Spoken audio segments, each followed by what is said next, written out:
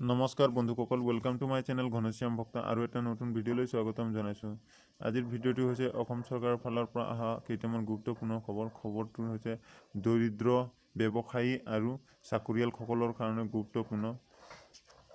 গতিকে ভিডিঅ'টো স্কিপ নকৰাকৈ চাব আৰু অন্তিমলৈকে চাব যাতে সকলোখিনি আপুনি বুজি পায়। আহক ভিডিঅ'টো আৰম্ভ কৰোঁ।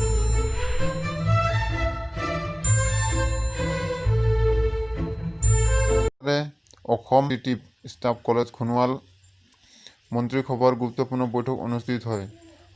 বহুকেইটা গুৰুত্বপূৰ্ণ সিদ্ধান্ত গ্ৰহণ কৰা হয়। বৈঠকত চৰকাৰী প্ৰাৰ্থীৰ বাবে লোৱা হয় গুৰুত্বপূৰ্ণ সিদ্ধান্ত। বৃহস্পতিবাৰৰ বৈঠকত তৃতীয় আৰু চতুৰ্থ বৰ্গৰ চৰকাৰী চাকৰিত আবেদনৰ ক্ষেত্ৰত সৰ্বোচ্চ বয়স সীমা 40 বছৰলৈকে বৃদ্ধি কৰা হৈছে। সেইদৰে অন্যান্য পিছপৰা শ্ৰেণীৰ ক্ষেত্ৰত 43 আৰু এছটি আৰু এছচিৰ ক্ষেত্ৰত বয়সৰ উচ্চ সীমা 45 লৈকে বৃদ্ধি কৰা হৈছে। অন্যান্য কি সিদ্ধান্ত লোৱা হৈছে বৈঠকত তাৰ বিষয়ে জানো আহক। 2 লাখতকৈ কম আয়ৰ পৰিয়ালক মাহে 830 টকাকৈ দিব ৰাজ্য চৰকাৰে। এনেধৰণৰ ভিডিঅ' পাই থাকিবলৈ মোৰ চেনেলটো ছাবস্ক্ৰাইব কৰিব আৰু কাষত থকা বেল আইকনটো প্ৰেছ কৰিব যাতে এনেকুৱা ভিডিঅ' আগলৈকে পাই থাকে। আছাম স্কুল ইউনিভাৰ্চিটি বিল পাছ কৰিলে। ধনচিৰি পানী যোগান আঁচনিৰ বাবে 116 কোটি টকা অনুমোদন। 1975 চনৰ পৰা কাম সম্পূৰ্ণ হোৱা নাছিল।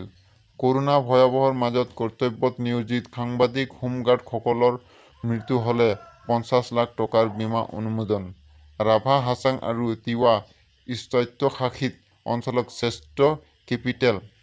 টেষ্ট কেপিটেল ৰিজনৰ পৰা আঁতৰোৱাত অনুমোদন।